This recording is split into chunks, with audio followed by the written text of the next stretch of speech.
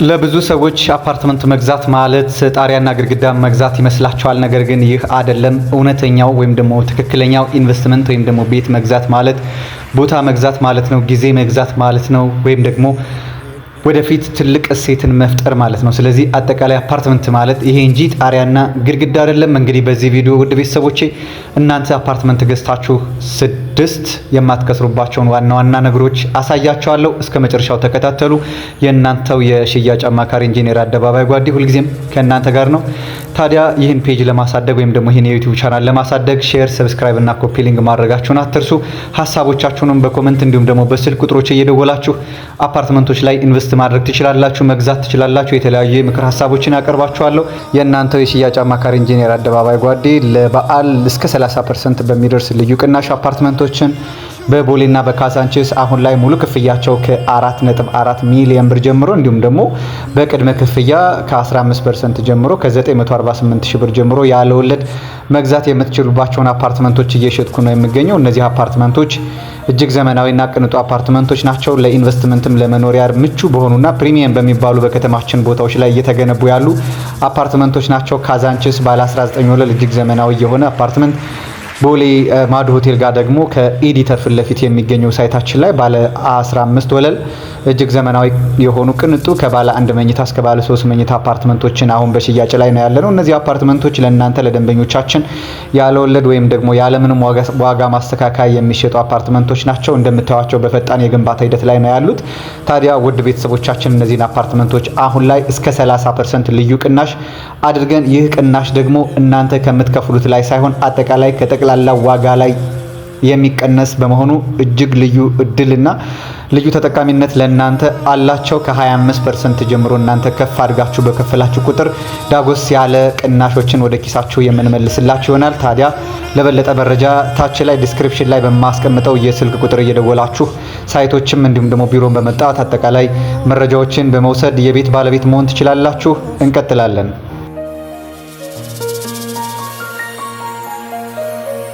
ውድ ቤተሰቦቼ የብር አቅም ወይም ደግሞ የኢትዮጵያ ብር የመግዛት አቅም በየጊዜው እየተዳከመ በሄደ ቁጥር እንግዲህ ሰዎች ገንዘባቸውን ሰዎች ስንባል እንግዲህ ብልህ የሆኑ ሰዎችን ማለት ነው ብራቸውን ባንክ ላይ ከማስቀመጥ ይልቅ እንደዚህ ቋሚ የሆነ ቅርስ ላይ አሴት ላይ በማስቀመጥ ላይ ናቸው።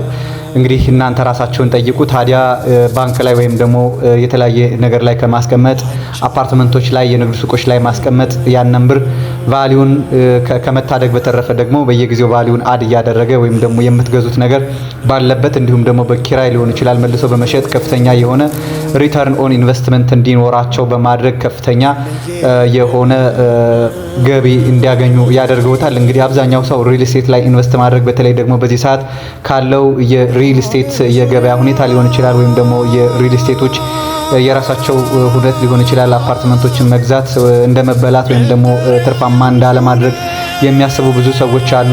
ታዲያ ግን ብልሆቹ አሁንም ኢንቨስት እያደረጉ ነው። ከተማው ላይ ከ3 ከ4 ከ5 አፓርትመንቶችን በላይ ዛሬ ላይ አንድ ኢንቨስተር የሚገዛበት ጊዜ ላይ ነው ያለውና እናንተ ደግሞ ምን ላይ ናቸው የሚለውን ለእናንተ ጥያቄ ልተውኛ ግን ወደ ዋናው ጉዳያችን እንመለሳለን። እንግዲህ ኢትዮጵያ ውስጥ አፓርትመንቶችን መግዛት ወይ ደግሞ ኢንቨስት ማድረግ ወይም ደግሞ ሪል ስቴቶች ላይ ቤት መግዛት ኢንቨስት ማድረግ እናንተ እንደማትከስሩ ወይም ደግሞ እናንተ አትራፊ እንደመሆናችሁን የሚያረጋግጡ 6 ዋና ዋና ጉዳዮችን እነግራችኋለሁ። ወደ መጀመሪያው ጉዳይ ስንመጣ እንግዲህ የመጀመሪያው ጉዳያችን እናንተ አዲስ አበባ ውስጥ አፓርትመንት ገዝታችሁ የማትከስሩበት ዋናው ምክንያት የመሬት ውስንነት ነው።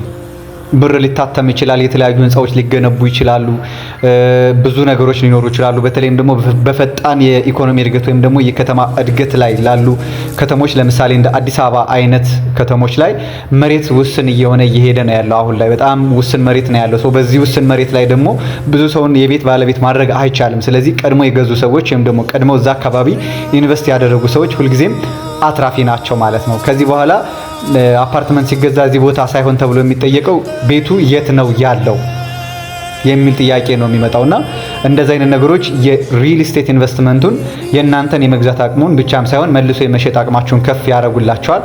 በሪል ስቴት ውስጥ ቦታ ሁሉ ነገር ነው። የምትገዙበት ቦታ በጣም ወሳኝ ነገር ነው። ገንዘቡ ሊኖራችሁ ይችላል፣ ግን ያን ገንዘብ ኢንቨስት የምታደርጉበት ሎኬሽን በጣም ወሳኝ ነገር ነው። ስለዚህ የመጀመሪያው ቦታ ውስን መሆኑ ነው ወይም ደግሞ የሎኬሽን ውስንነት ነው።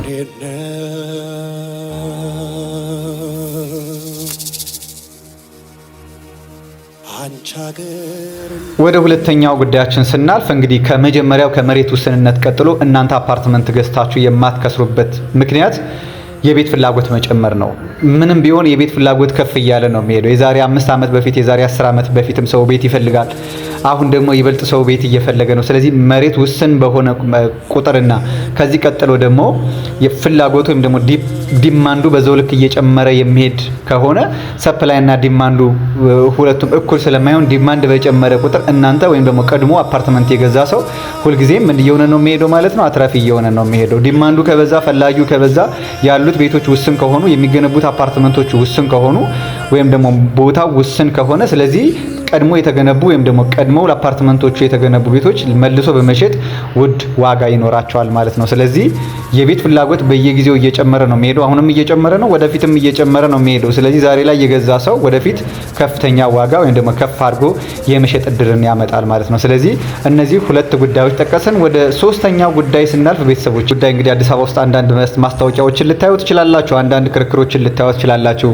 ሶስተኛው ጉዳይ ከዚህ ጋር የሚያያዝ ነው። የኢንፍሌሽን እና አጠቃላይ የግንባታ ወጪን የሚመለከት ነገር ነው። ለምሳሌ ኢንፍሌሽን ማለት አሁን የአጠቃላይ የኮንስትራክሽን ገበያው ከፍ እያለ በሄደ ቁጥር የዶላር መጨመር የኢትዮጵያ ብር የመግዛት አቅም እየቀነሰ በሄደ ቁጥር ማቴሪያሎች ለምሳሌ እንደ ሲሚንቶ፣ ብረት የመሳሰሉ ነገሮች ከፍ እያሉ በሄደ ቁጥር ገበያው ላይ ኢንፍሌሽን እንዲፈጠር ያደርገዋል። ስለዚህ አጠቃላይ በተለይ ደግሞ በንግድ ውስጥ ያሉ ሰዎች ወደ ሪል ስቴቱ እንዲመጡ ያደርጋቸዋል። ማለትም ወደ ሪል ስቴት ዴቨሎፕመንት አፓርትመንት በመግዛት ያንን ገበያ መቋቋም እየፈለጉ በሄዱ ቁጥር ይሄንን ኢንፍሌሽን እናንተ ጋር ወይ ደግሞ ቀድሞ አፓርትመንት ለገዛ ሰው ኢንቨስት ላደረገ ሰው ለምሳሌ ዛሬ ላይ 10 ሚሊዮን ብር የገዛ ሰው አንድ አፓርትመንት ከ2 ዓመት በኋላ ባለበት ይሄ ቤት በዚህ ባነሳናቸው ጉዳዮች ብቻ 15 ሚሊዮን 20 ሚሊዮን ብር አካባቢ የሚሸጥበት ነው። ስለዚህ ኢንፍሌሽን እና የግንባታ ወጪ መጨመር በራሱ አፓርትመንት ዛሬ ላይ ገዝተው ወደፊት ለሚሸጡ ሰዎች እጅግ ልዩ የሆነ እድል ይሰጣል ማለት ነው። ስለዚህ አጠቃላይ 3 ጉዳዮችን አነሳን። ቀሪ 3 ጉዳዮችን ደግሞ አብረን እንመለከታለን። ታዲያ እናንተ ላይክ፣ ሼር እና ሰብስክራይብ ማድረጋችሁን አትርሱ። ኮሜንታችሁን ደግሞ በውስጥ መስመር አስቀምጡልኝ።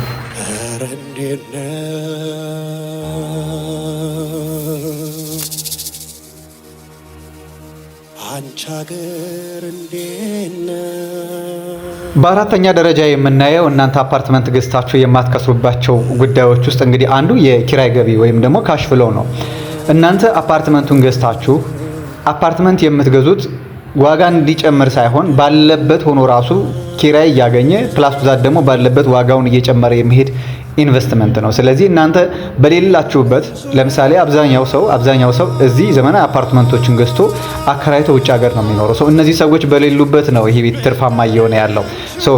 ካሽ ፍሎው ወይም ደግሞ ከፍተኛ የሆነ ትርፍ እስካስገኘ ድረስ እናንተ አፓርትመንት ብትገዙ አልከሰራችሁም ማለት ነው። ይበልጥ እያተረፋችሁ ነው የምትሄዱት ማለት ነው። ስለዚህ በአራተኛ ደረጃ እናንተ ከአፓርትመንቱ የምታገኙት የኪራይ ገቢ ነው ማለት ነው። ሌላው እና አምስተኛው ጉዳይ እንግዲህ ሪል ስቴት ወይም ደግሞ አፓርትመንት ተጨባጭ የሆነ አሴት ነው፣ ፊክስድ አሴት ነው። ይህ አሴት አንተ በራስህ በአይንህ የምታየው፣ የምትዳሰሰው፣ የምትኖርበት፣ የምታከራየው፣ መልሰህ የምትሸጠው አሴት ነው። ይህ አሴት ደግሞ እንደ ሌላው ፔፐር አሴት እንደሚባለው በወረቀት የተያዘ ለምሳሌ እንደ አክሲዮን እንደምናምን አይደለም። ይሄ ተጨባጭ የሆነ ቋሚ አሴት ነው እና ይህን አሴትህን ደግሞ የምትቆጣጠረው ወይም ደግሞ የምትይዘው አንተ ስለማትከስርበት ነው። ስለዚህ በአጠቃላይ እነዚህን 5 ጉዳዮች እናንተ አፓርትመንት ገዝታችሁ የማትከስሩባቸውን ጉዳዮች ነገርኳችሁ። ወደ 6ኛው ጉዳይ ስናልፍ 6ኛውና እናንተ አፓርትመንት ገዝታችሁ የማትከስሩበት ጉዳይ እንግዲህ ሪል ስቴት ላይ አፓርትመንት መግዛት ጄኔሬሽናል ዌልዝ ነው ወይም ደግሞ ለቀጣይ ትውልድ የሚተላለፍ ንጹህ የሆነ ሀብት ነው። ይህን ሀብት እናንተ ገዝታችሁ ለልጅ ልጆቻችሁ የምታወርሱት ሀብት ነው። ቋሚ የሆነ ሀብት ማለት ነው።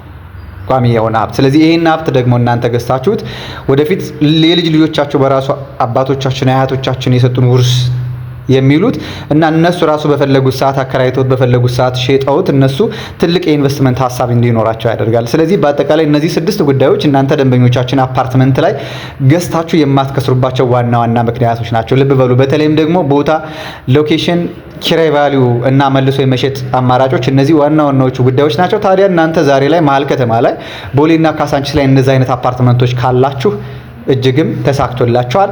ለዚህ ደግሞ ለኢንጂነር አደባባይ ደውለት። አሁን ላይ ቦሌ ላይ ከ80 ካሬ ጀምሮ አፓርትመንቶችን ካዛንቺስ ላይ ከ55 ካሬ ጀምሮ ያለምንም ወለድ ወይም ደግሞ ያለምንም ዋጋ ማስተካከያ ለእናንተ ለደንበኞቻችን እየሸጥኩ ነው ያለሁት። እነዚህ አፓርትመንቶች ውስን ናቸው። ዛሬ ደውሉልኝ። ልብ በሉ ሎኬሽናቸው ቦሌ አትላስ ማዶ ሆቴል ወይም ደግሞ ዘ ኤዲተር ፊት ለፊት የሚገኘው ሳይታችን ነው። ሁለተኛው ደግሞ ባምቢስ ሱፐርማርኬት ፊት ለፊት የሚገኘው ሳይታችን ላችሁ። ሁለቱም በፈጣን የግንባታ ሂደቶች ላይ ናቸው። ዛሬ ደውሉልኝ። የእናንተ የሽያጭ አማካሪ ሁሉንም ያደርጋል። መልካም ቀን ተመኘው። መልካም ሰንበት ተመኘው። አመሰግናለሁ።